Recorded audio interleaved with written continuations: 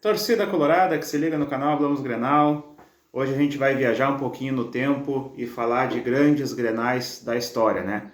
Nós vamos fazer vídeos especiais hoje, tanto eu pela parte do Inter quanto o Clayton pela parte do Grêmio, falando de nossos grenais inesquecíveis, né? O meu grenal inesquecível e o meu grenal, o grande grenal da história. Tanto eu quanto o Clayton vamos fazer, né, dessas duas partes. Qual o maior Grenal da história para mim, pensando na parte do Inter, e o meu Grenal inesquecível, e o Clayton vai fazer a parte dele lá no Pitaco Tricolor, né? Então vamos começar direto, então. Para mim o maior Grenal da história, eu acho que não tem muito como a gente fugir disso, né? Acho que para todo o Colorado, existem vários Grenais, né? Existe a Grenal do 5-2 no Olímpico, existem Grenais aí de Gauchão de 97, Gauchão de 2015, Gauchão de 2014. Existem vários grenais que entraram para a história, tanto recente quanto bem no passado, né? Anos 60, rolo compressor, aí depois vem aquele grande time dos anos 70, que foi campeão brasileiro invicto, enfim, inclusive enfrentando o Grêmio, né, nessas oportunidades. Mas, né, para mim, o grande Grenal da história e que entrou para a história e que é falado até hoje, né, é o grande Grenal do século, né? O Grenal do século, ele é a semifinal do Campeonato Brasileiro de 88, que foi decidido no início de 89, em 12 de fevereiro de 89, as equipes entraram em campo pelo segundo jogo da semifinal daquele campeonato. O primeiro jogo tinha sido um 0-0 no Olímpico. E o Grêmio abre o placar aos 26 minutos do primeiro tempo, gol do Marcos Vinícius. E aí já se imaginava, né? Grêmio ganhando, eles já tinham uma situação de vantagem, e o Casemiro, lateral esquerdo da época do Inter, é expulso, né, ainda no primeiro tempo, por volta de 30 minutos, logo depois do gol do Grêmio, o Casemiro é expulso, né? E aí acontece toda aquela virada épica no segundo tempo, né? O Abel Braga, né, era o técnico daquela época. Ele tira o volante Leomir e coloca o Diego Aguirre, que depois viria a ser o nosso técnico, que nunca perdeu o Grenal, e que fez aquela bela campanha da Libertadores de 2015, chegando na semifinal, com 2 gols do Nilson, né? O Nilson faz 2 gols aos 16 e aos 26 do segundo tempo, faz aquela virada épica, histórica, né? Acho que a maior virada que teve em Grenais. Aquele Grenal, até aquele momento, era o Grenal mais importante da história, de importância de competição e de nível, né, de competição. Acho que nunca disputamos final de Campeonato Brasileiro, lógico, né? Até aquela época era o Grenal mais importante em termos de importância. Depois nós viríamos a enfrentar o Grêmio nas quartas de final da Copa do Brasil de 92, né? Mas enfim, até aquele momento, e acredito que em termos de importância, antes da Libertadores, né, não tínhamos nos enfrentado em Libertadores ainda, aquele era o Grenal mais importante, né? O termo Grenal do século ele foi inventado pelo jornalista Lauro Quadros antes do jogo. Não foi por causa, muita gente pensa que é por causa do jogo, né, por causa da virada histórica, com um jogador a menos, mas o termo foi inventado pelo jornalista Lauro Quadros antes do jogo, justamente pela importância, né? Bom, o Inter daquela época teve o Tafarel no gol, né? Vou passar aqui um pouco a escalação do Inter para depois já passar para o meu Grenal inesquecível. Tafarel no gol, Luiz Carlos Vinck, né, hoje técnico de futebol, Aguirre Garay, Nenê e Casemiro, o lateral esquerdo que foi expulso. Norberto e Leomir, os volantes, Luiz Carlos Martins na armação, Maurício, Nilson e Edu Lima. Né? Esse era o time do Inter daquela época. O Diego Aguirre entrou no lugar do Leomir no segundo tempo, e aí participou ali dos lances do gol, mas o personagem daquela partida foi justamente o atacante Nilson. Bom, falando aqui do meu Grenal inesquecível, eu nunca fui em Grenal no estádio, né? Eu tenho um pouco de receio, cada torcedor tem o seu perfil, né? Antigamente o Grenal ele não tinha tanto essa questão da violência como tem hoje nos estádios. A gente tem várias questões de violência que a gente pode debater em outros vídeos, né? Mas assim, eu tenho um pouco de receio. Eu sou aquele torcedor meio cagão. Eu gosto de ir em jogo que eu tenho quase certeza que não vai acontecer nada de tão importante em relação a confronto de torcida, né? Então eu nunca fui. Então os Grenais eu sempre assisti pela televisão, e tenho vários Grenais que eu poderia citar antes desse que eu vou citar como o meu Grenal inesquecível. Bom, eu acompanho o Grenais e acompanho o futebol do Inter e futebol de uma maneira geral há muito tempo, né? Mais de 20 anos, como eu já falei no vídeo anterior. Poderia citar o primeiro Grenal do D'Alessandro em 2008, né, 28 de setembro de 2008, quando ele faz aquele primeiro gol e abre o caminho para aquela goleada 4-1, né, no Beira-Rio. O gol do Grêmio foi marcado pelo Tcheco, né? Aquele Grenal foi inesquecível para muitas pessoas. Teve o Grenal de Erechim logo depois, no Gauchão do ano seguinte, né? Que teve o gol do D'Alessandro e do Nilmar, né? Participação do Tyson, inclusive, aquela comemoração histórica dele, que ele bate no chão, assim, num contra-ataque que ele puxa, faz o passe para o Neymar na diagonal e ele acaba fazendo o gol, né? Aquele Grenal foi inesquecível para muitas pessoas.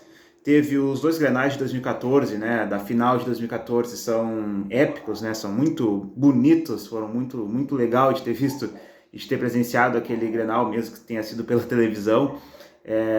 Tanto o Grenal da Arena quanto o Grenal de Caxias, o Beira-Rio estava em reforma, finalizando a reforma para a Copa do Mundo, né? O primeiro jogo na Arena, os dois gols do Rafael Moura, né? 2 gols do Rafael Moura.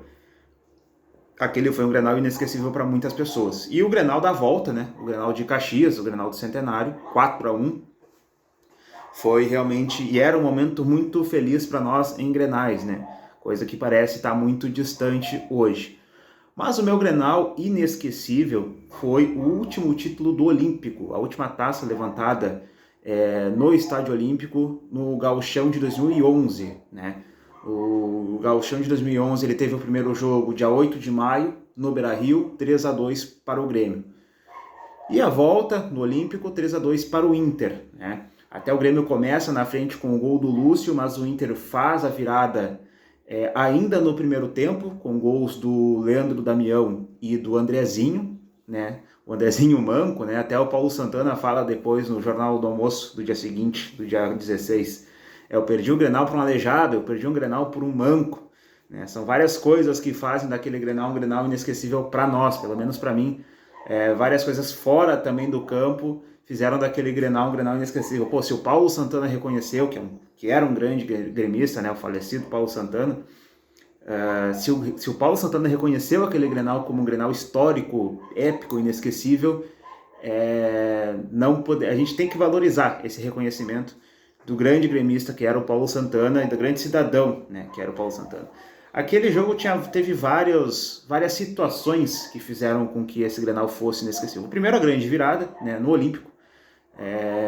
Saímos perdendo no Beira-Rio, 3-2 pro Grêmio. Aí já se pensa que, bom, né, a tendência é de que o Grêmio confirme dentro da sua casa, Olímpico lotado, o Olímpico já prestes a ser vendido.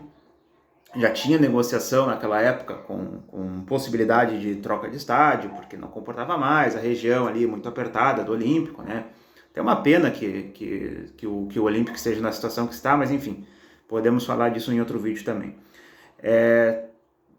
E aí a tendência era que o Grêmio confirmasse, né, o título de 2011 dentro do seu estádio, mas não aconteceu. Teve toda aquela situação da virada, o Grêmio sai na frente, né? Logo no começo do jogo sai na frente, mas o Inter coloca a mentalidade, aquela época o time tinha mentalidade, tinha psicológico, conseguiu colocar a cabeça no lugar, fazia a virada ainda no primeiro tempo, chegar ao terceiro gol, né, com o gol de pênalti do D'Alessandro, ainda no segundo tempo também, mas toma o gol bem no finalzinho do jogo, né, o Renan deixa escapar aquela bola. O Renan nunca foi um goleiro muito confiável no jogo de 90 minutos, né? Sempre mais confiável em pênaltis. Inacreditável algumas coisas que aconteceram na história do Inter com o Renan, mas também pode ser assunto para outro vídeo. E aquela bola sobra para o Borges. O Grêmio empata o confronto nos 180 minutos e o jogo acaba indo para os pênaltis. De novo, o Inter com mentalidade, com psicológico, em outros tempos, né? Por exemplo, agora com certeza o Inter perderia nos pênaltis, certo, né? Primeiro que nem empataria o jogo, nem viraria o jogo na casa do adversário, né? Mas como estamos falando de Grenais inesquecíveis, estamos falando de história, vamos continuar na história, porque é melhor pra gente ultimamente ficar na história do que nos tempos atuais, né? E aí vai para os pênaltis, o Inter vence, dá aquela última volta olímpica do Estádio Olímpico de forma oficial e acaba sendo campeão gaúcho. Várias outras coisas fora do campo também, além de eu ter falado do Paulo Santana, outras coisas tornaram esse Grenal muito épico para nós. Tinha tweets do Grêmio na época dizendo que a taça já tinha chegado. Como é que é? A taça está esperando o campeão. A taça já está esperando o campeão. Tem um tweet, né, do Grêmio à época. O Twitter não era muito utilizado, mas tinha, tá lá registrado, né? Tá pra história. E tem teve uma notícia no Globo Esporte de torcedores que já tinham a faixa de bicampeão gaúcho. O Grêmio havia ganhado o Campeonato Gaúcho em 2010, né? Com o Silas de técnico. Hoje comentarista da ESPN, o Grêmio seria bicampeão aquele ano, né? E já era realmente uma tendência, o torcedor tem aquela questão da confiança, mas a gente sabe como isso entra no vestiário adversário, né? É perigoso ter essa questão de faixas, de bicampeão, pôsteres, né? Eu lembro que em 2010 o Inter tinha pôster de campeão gaúcho, né? E isso não pega muito bem. Se pega um dirigente que coloca essas questões no vestiário, que cola ali na porta, tem gente que acha que é besteira. Eu não acho que é besteira. Eu não acho que é besteira mesmo. E aquilo fez diferença para o Inter em 2011. O Grêmio, o seu time, o seu técnico, a sua diretoria tinha como aquele título como certeza. Era muito fácil ter como certeza porque o Grêmio tinha ganho o primeiro jogo. Mas o futebol ele não é jogado. O futebol não existe jogo jogado, né? O jogo é jogado ali nos 90 minutos, nos 180 minutos. O jogo não terminou, não tinha terminado aquele jogo no Beira-Rio. São os 2 jogos, 180 minutos para decidir quem seria o campeão. Acabou passando para os pênaltis e deu no que deu, né? Que bom que deu naquela época. A Carol Portaluppi estava presente, né, na cobrança de pênaltis, ela estava ali na área técnica.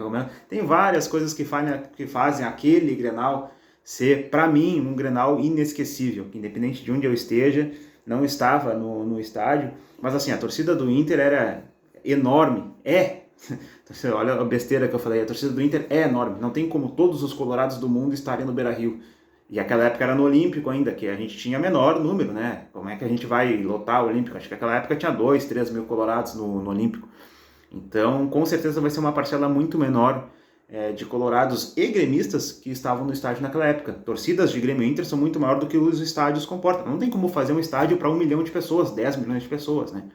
Então, várias pessoas vão ficar de fora. Eu fiquei e tenho receio até hoje, e hoje mais ainda, de ir em Grenal. Talvez eu vá no Beira-Rio, no Campeonato Brasileiro, no segundo turno, pensando ainda. Mas, independente de onde eu estivesse naquela época, e para qualquer colorado, acredito eu, tenho certeza absoluta, que aquele realmente foi um Grenal inesquecível, é o Grenal mais inesquecível para mim e para muitos colorados. Bom, deixando aquele lembrete final, né, para tu entrar nas nossas redes sociais, Facebook, Twitter e Instagram, @BlamosGrenal, curte lá nossas páginas, segue elas, compartilha os nossos conteúdos, entra lá no nosso canal no YouTube, aqui no nosso canal no YouTube, né? Te inscreve no canal, curte o nosso vídeo, compartilha o conteúdo com os teus semelhantes, aí grupos de trabalho, grupos de estudo, grupo de família, ajuda a gente que vai ser muito importante. Mesmo que as pessoas da volta de vocês, elas não acompanhem conteúdo Grenal e não militem pelo futebol, cara, vai lá e inscreve a pessoa, ajuda ela, pede ajuda pra gente, que é essa ajuda que a gente tá pedindo pra vocês também, porque vai fazer a diferença para nós lá na frente. Assim a gente vai entregar um conteúdo melhor para vocês. Não se esqueça também do nosso Pix, né? O Pix do canal tá na descrição do vídeo, 51982375419.